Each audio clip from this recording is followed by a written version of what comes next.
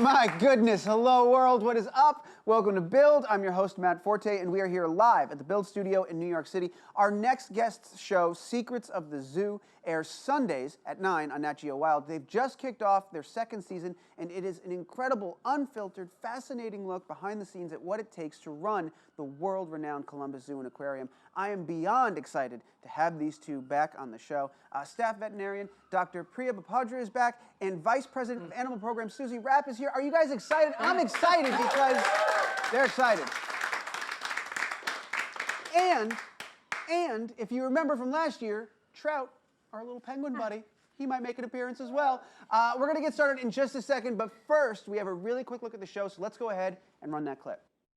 Hi, baby. Hey.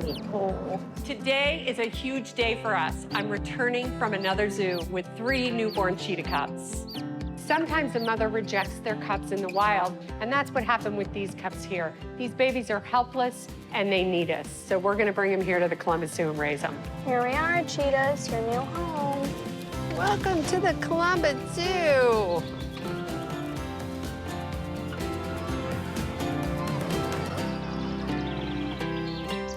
I have something for you. How are they? Wait till you see them. That's so cute. Their eyes are closed. Aren't they precious? Oh my goodness. Ladies and gentlemen, make some noise. Dr. Priya Bapodra and Suzi Rapp right here on the stage. Let's go. I am so excited.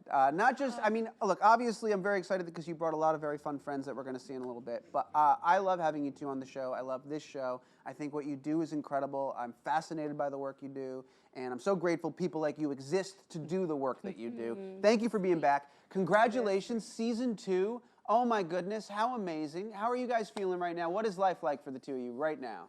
Oh, we love it. I mean, I get to work with one of the greatest veterinarians in the world. Aww. And it's a great partnership because it's, you know, challenging what we do, but we do, you know, I don't think a lot of people realize, and I think they're getting that from this show, we do so much more than just work at a zoo. Yeah. I mean, I just got back from Botswana.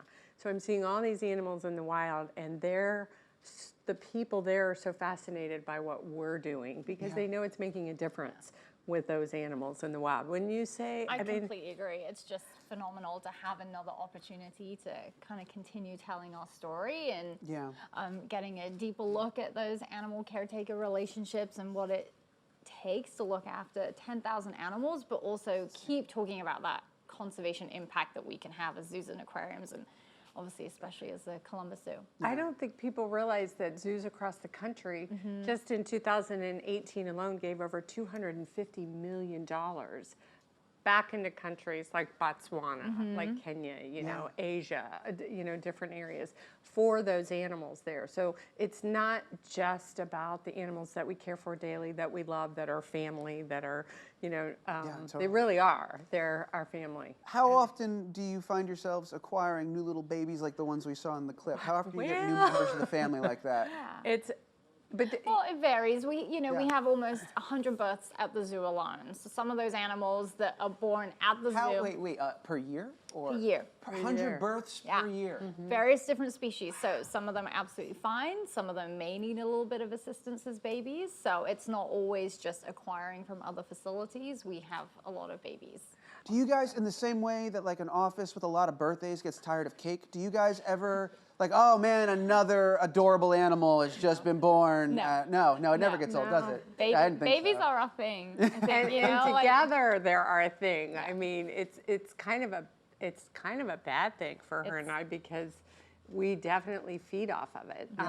It's neonatal care is 24 hours, you know, around the clock. It's not like you can go pick up the how to raise your baby when it's a cheetah or a clouded leopard or whatever it is. And she and I have made, you know, we've gone leaps and bounds and together and creating good protocols, good sound protocols for these babies. And it's exciting, it's a challenge, but it's a lot of people think, oh, I would love to do what you do. And when we're raising these babies, it's nice to go to the grocery store, go to the cleaners, go do all this. But we have to work around every 2-hour feeding. So I can't just, you know, our lives are dedicated to our work. We're married to our work. There's no doubt about it. Wouldn't change it for the world. but that's the reality of it. That's the reality. That's the beauty of the show. Yeah, you absolutely. get to see both sides of that. You get Mm-hmm. to see the very rewarding moments, like where you get to meet them and hold them for the first time and they make those little noises. It's those secrets that we now get to share with the world. And I think that it's honest. It is You so know, like honest. there's There's compelling good, there's stories, bad, there's heartbreaking and, stories, there's heartwarming Tears. stories. Yeah, there's just a whole spectrum, and it's all nothing staged. They're all real life situations that happen at a facility that houses 10,000 animals. Yeah. So Well, it's so, you know, you mentioned, I was crying at my desk watching episode 2. I mean, with that little Arctic fox.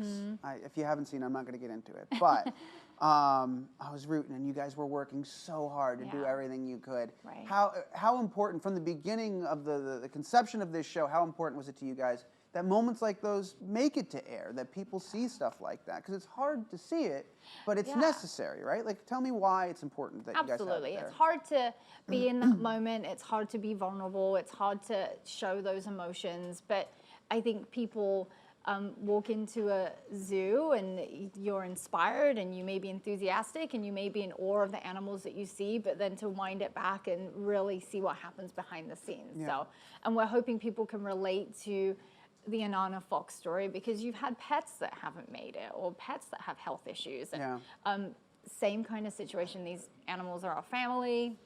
We do everything we can, and sometimes it just doesn't work. But that's the secrets of the zoo. You know, being able to actually demonstrate that care and attention and dedication that everyone has to every single animal at the zoo. I think that's what made it real. Was like I just, over the past year, my dog, he's still fighting. He's a little old man, a little boxer, but his spleen had burst. And when we brought him, he made it through, remarkably. Wow, that's unbelievable. amazing. Yeah, that he pulled through the whole thing, but his lips were going gray because the heart wasn't working, and we were still trying to figure it out. So when that happened to Inanna, I was like, oh no, her heart. Like, it just made it so real. And I was like, oh my gosh. But again, 100 births per year, tons of babies. It's the circle of life. You're having all of these joyous moments, all these real moments. How much, having done this for so long, how much are you guys learning every day? Are you still learning? You're both so incredibly smart, but is there still new stuff? I always tell people I've been in this business going on 40 years. I started as a baby, but I think there isn't a day that goes by that I don't learn something. And I think that's what I try and pass on to my staff and other people, that it's critical that you have to learn, because things change and procedures change and technology changes, and be open-minded to that. And sometimes it gets you in trouble, like the last episode with the baby cheetahs. It got me in trouble. I tried to be open-minded, and she was ready to kill me, and she was right. But you know, I figure the day I feel that I'm not learning anything, then is the day I need to leave the field. But I don't feel like I'm close to that.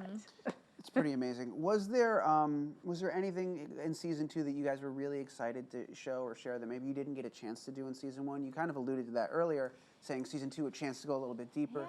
Is there something in particular, like, oh, I can't wait, now we can do this? Yeah, I think it was just a different opportunity, an extension of season 1 to talk about some of the longer stories. You know, you kind of have a good idea of what the zoo is about and the conservation focus and the areas and the departments and some of the people, but then to kind of delve a little deeper into the long-term cases. And, you know, no spoilers, obviously, but there are some pretty big things coming up, which us as a facility were really excited to share. And luckily, it happened to coincide with filming of season 2. So look forward to some stuff. I'm really excited. We're going to bring some buddies of yours out in just a second. We're going to get started with that because, well, I can't not share that joy with this room. How quickly, there's something I wanted to bring up. I have a photo from last time you guys were here, if we could bring up one of the little friends you had. And this it was an incredible moment. They were all over the couch. They were having a blast. How much have they grown since? That was Bob Debbie Francis. Yeah. Bob Debbie Francis, I mean, you've got to come to the Columbus Zoo and see them. They are going to be big kids, and they are now running. They're now chasing the lure. They're now on exhibit, but they're also trained as ambassadors. So our cheetahs raise over $1 million for cheetah conservation. So they are ambassadors because you're looking at a species that there's less than 7,000 of them. Yeah, it's the most endangered big cat in Africa. I've been to Africa 4 times and have yet to see a cheetah in the wild. Oh, wow. They're just, they're doomed if we don't get busy. So those guys are doing amazing. That's really good. Because, oh, bless you. Thank you. She held a cat earlier and she's allergic to it. I'm allergic to everything. Well, it is a very large picture of a cat, so I can see. I think it's just I'm not sure the science behind that, but I get it. I get it, no less. So they are doing so amazingly well, and they're just, I love them. That's awesome. That's Yeah. really good to hear. Have you guys seen, like, as season 1 is aired and people are watching the show and it's getting popular, have you felt any of that energy coming back into the zoo? And now, are you getting more job applications? Are you getting more people coming to see the animals? Like, have a tangible uptick in excitement back at the zoo? I think totally, and Absolutely. I think we're really connecting. You know, I was really amazed with the show at how we're also really connecting with really little people. Yes. And I love that. Yeah. Because I think that's so important, because if that's where it starts, Yeah. we need to get the little people, the little children involved. And I was really shocked that this show was really attractive. And, you know, I'm talking 4, 5, and 6-year-olds. Yeah. And we've had some medical children that Yeah, are I had an experience at the zoo where I was just walking through grounds and there was a parents with a young child in a pushchair, and they walked past and they came back and they're like, oh my gosh, we just want to say thank you to you guys and thank you to the zoo for making this show, because our son travels all the way from 3 or 4 states for medical care, and one of the things that got him through that medical care was watching the show. And every time the child had a scan, they'd be like, remember Cheetah Emmett had a scan, and every time he had surgery, remember that animal had surgery. Wow. So to, you know, you think of the impact that you're having, even if it's just a small, one instance that changed how they felt One child. emotionally, and it got I mean, that one through the story would make it situation. all worth it for me. Like, my Absolutely. that's incredible. Yeah. Absolutely. Absolutely, it Well, does make it worth it. You're about to watch a room of grown adults turn into 4- and 5-year-olds. Good, we love that. I think it's time. It looks like they're ready to come on out.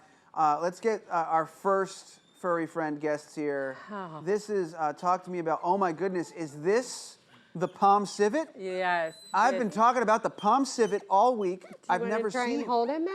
Of course I want to Okay. try and hold him. Now- Oh my goodness, right out of the Just gate. kind So of what do I do? cradle him. And the Okay. only reason I'm going to have you cradle him, Toddy would normally be an animal that would be in a tree. He's a small-toothed palm civet, and he would probably normally be up here on your shoulders. Got it. But Toddy's 20 years old.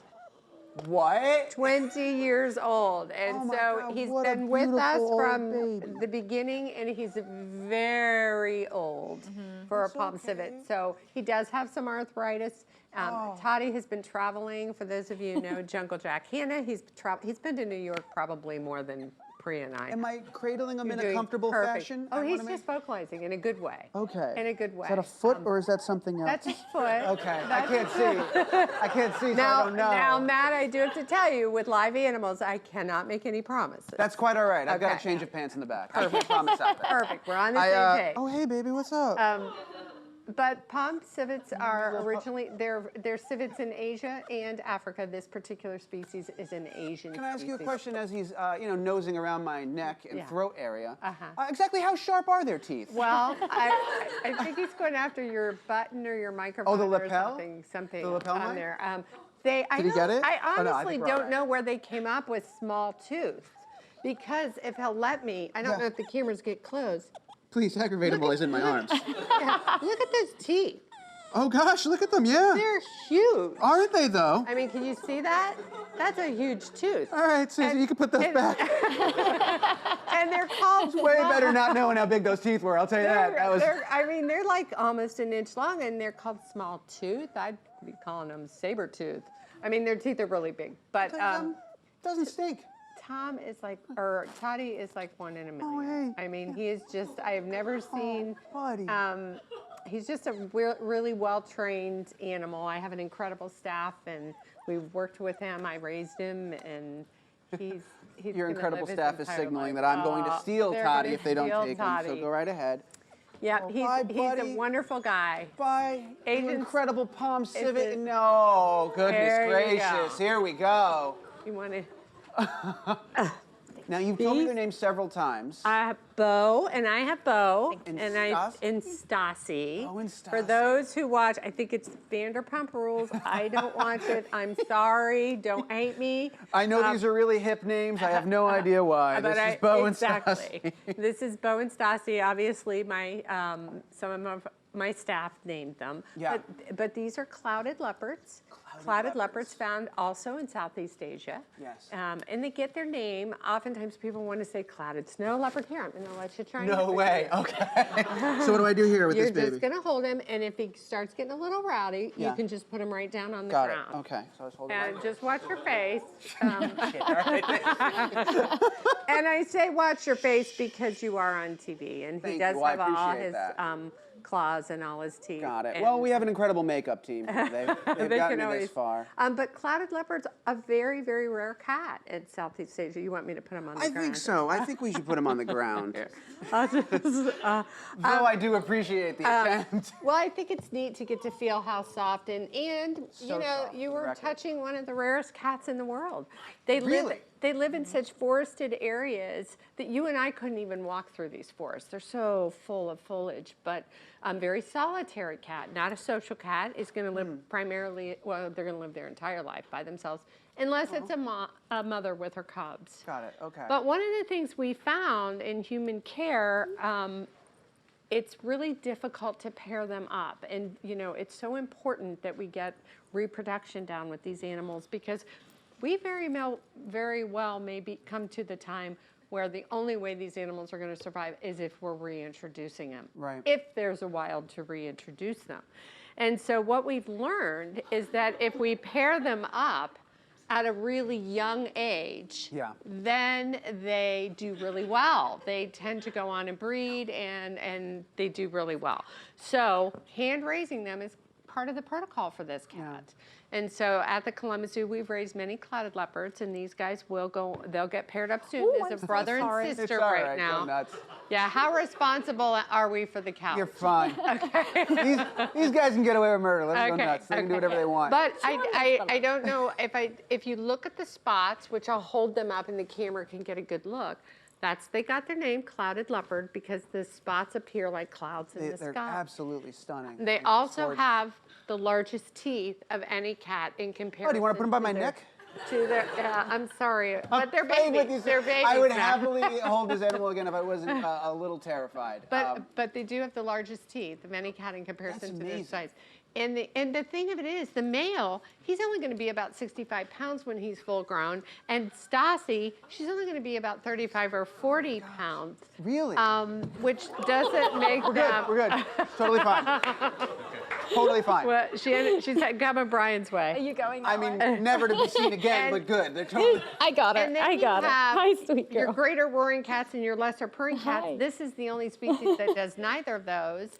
And with the Really? big teeth, they believe, this is the cool fact, that their closest relative may very well have been the saber-toothed tiger. Oh, that is so badass. That is so Isn't cool. that cool? That is amazing. Because their canines, when these guys are full grown, their canines are like this. They're Wow. the same length as a lion's canines. And he's only going to be 65 pounds. How long does it take for them to get to that point? How It takes quickly does it about happen? 3 years. 3 years, 3 years okay. before they reach that full growth. So enjoy this while you can. Yeah, right? and well, you know what, Matt, they're going to get paired up. Brian's doing amazing. Brian's definitely the clouded leopard whisperer. He's amazing with them. Thank you so Yeah, much, Brian. he Oh, is. now here we go. All right, this is just a wonderful day to be at work. Tell us a little bit about who we got here, Well, literally hanging out with This us. is Sunny, and we know sloths are such a huge hit right now. And People are at into the 'em. Columbus Zoo, we have 3 sloths, and Sunny is a two-toed. There's 2, right? 2 species, Priya? Two-toed, three-toed? 3. Maybe the lineas, or there's species another. with 3 toes. No, there's a two-toed sloth and a first? three-toed. This is a two-toed, which is Two-toed. the more common in zoos that Got you're it. going to see. I'm not sure it's necessarily the more common in South America, but it's not uncommon for sloths to live their entire life in 3 or 4 trees. Now we're talking, huge trees in the rainforest. But they're not going to look like Sunny. If you look at Sunny, she's a beautiful animal. She has this, if I go over there. Yeah, head on over. She has this beautiful, beautiful coat.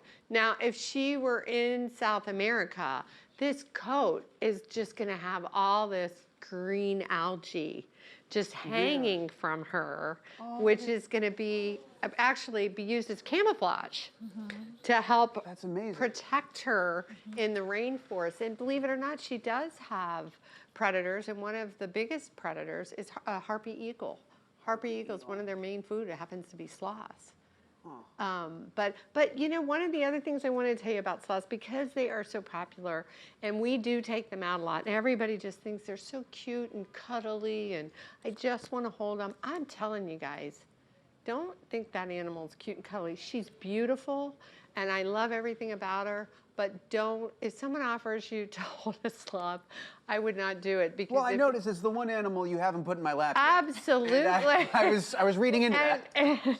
And part of it's what appear to be teeth that actually aren't teeth. They're about that long. They look like these enormous canines.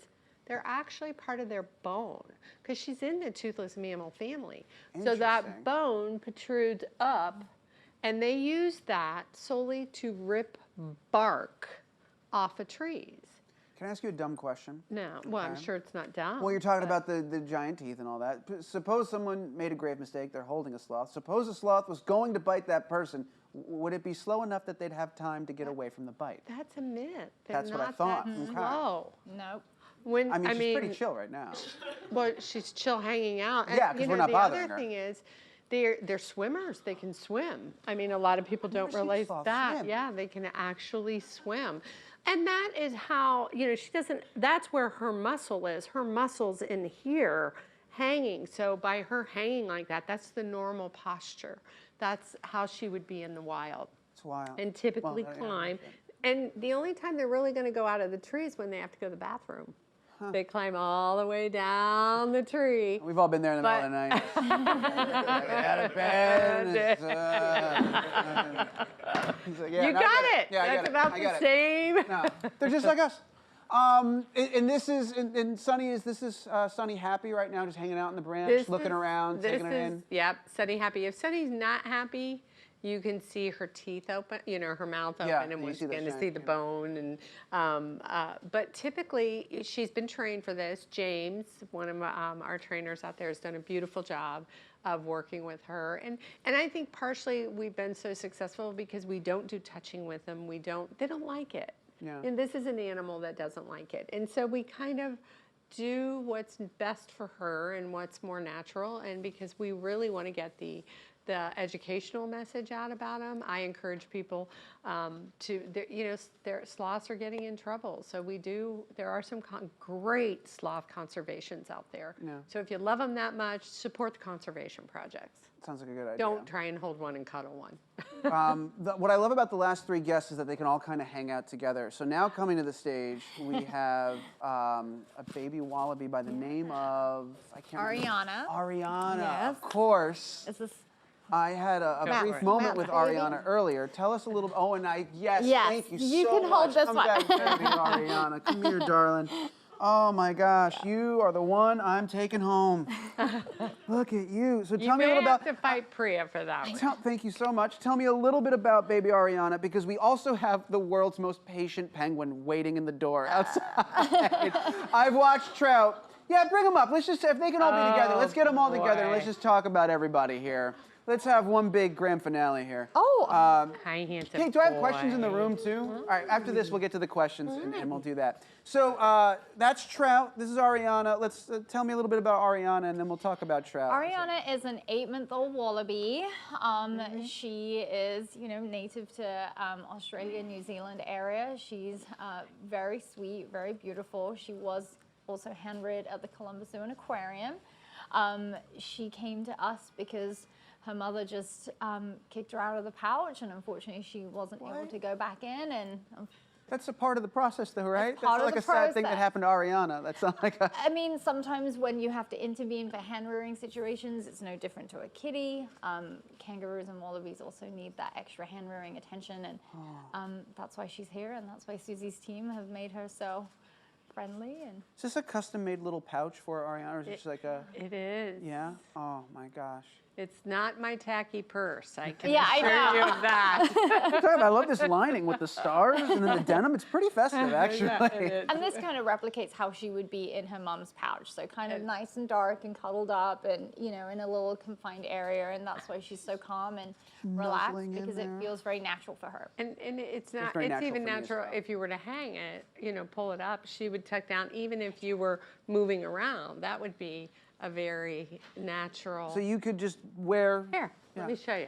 For it. Yeah, you would just, it would not be uncommon for us to just go like this, and, you know. And, You got a wallaby in bed.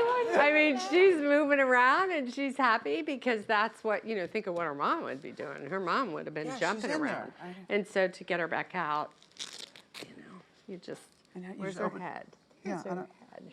There she is. Oh, there she is. Oops, Is she burrowing? What's she doing in she's, there? you know, that's nice and toasty and warm down there and feels really good. So we'll just keep you toasty and warm. Yeah, All so right, there's can you your stay baby. right here? And then we're going to talk about your buddy Trout.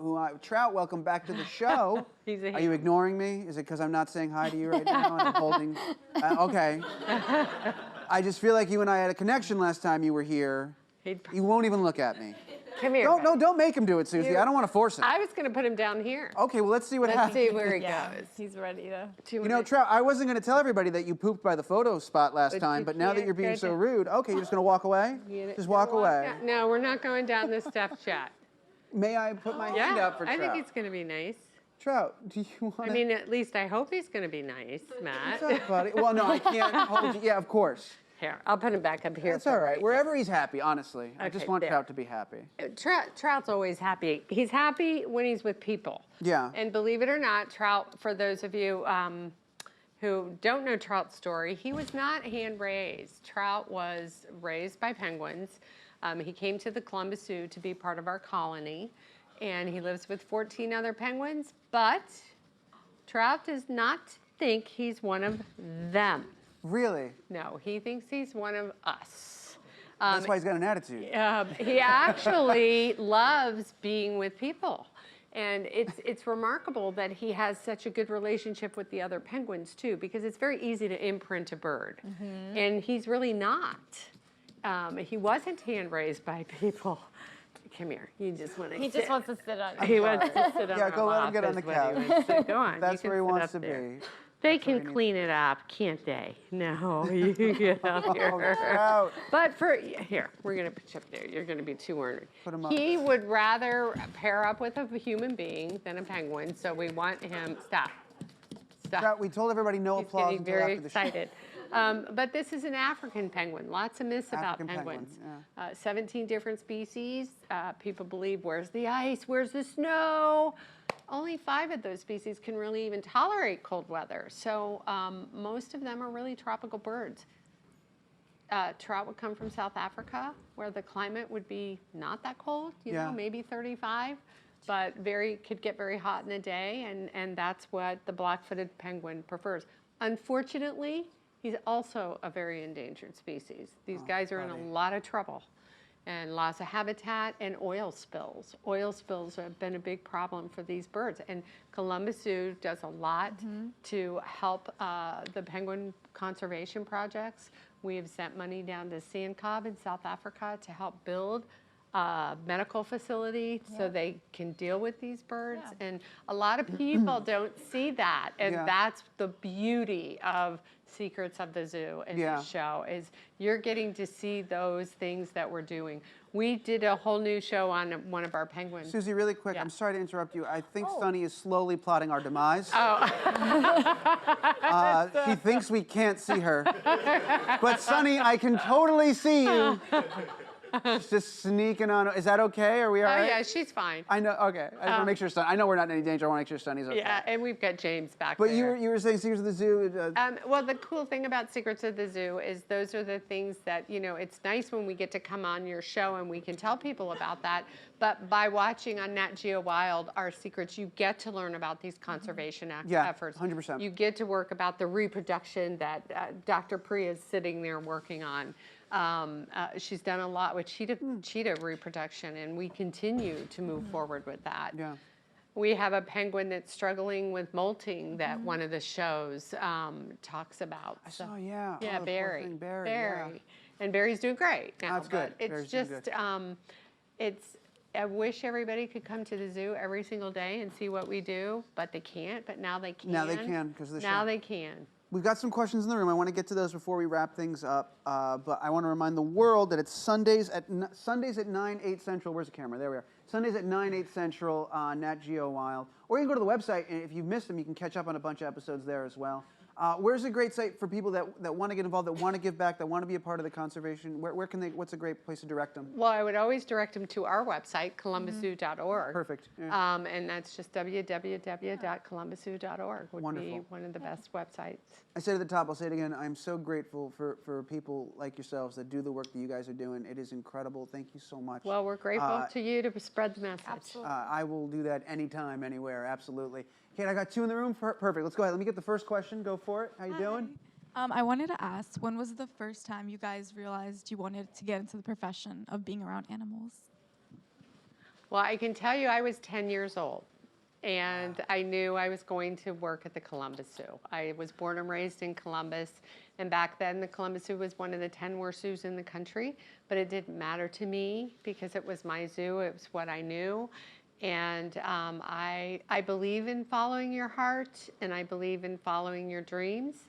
And I didn't run for a paycheck, because if you think you're going to go into the zoo business to become rich, you better think again, because you're going to work long hours as we have, but you're doing it for the right reasons, and that's for your, for compassion for what we do. And Priya, your story is a little different. Yeah, very similar though. Like, I think sometimes you just know from a very young age, and I was always that child that was like, I want a pet, I want a cat, I want a dog, and my parents were like, no.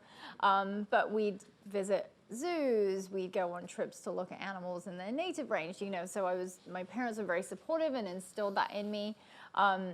And yeah, I think I just knew from a very young age. And then, being the veterinary part, you kind of have to plan ahead. You kind of have to set things in motion early on. And I was lucky enough to have some help in that aspect.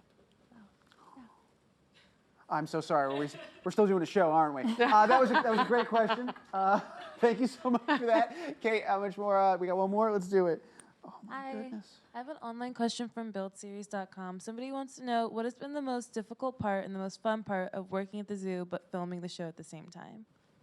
Difficult part, but fun part. It's probably going to hit you a little more than it is Yeah, so my difficult part is that vulnerability, just being in some of these situations that are very emotional, either for myself or the animal care team that I'm working with, and having a film crew around, that people that you know well, but you're not on that personal level with, so kind of having to be yourself in those situations. So that's been really tough for me. But again, we want it to be natural, and we want it to be respectful and honest. So it's all out there for everyone to see.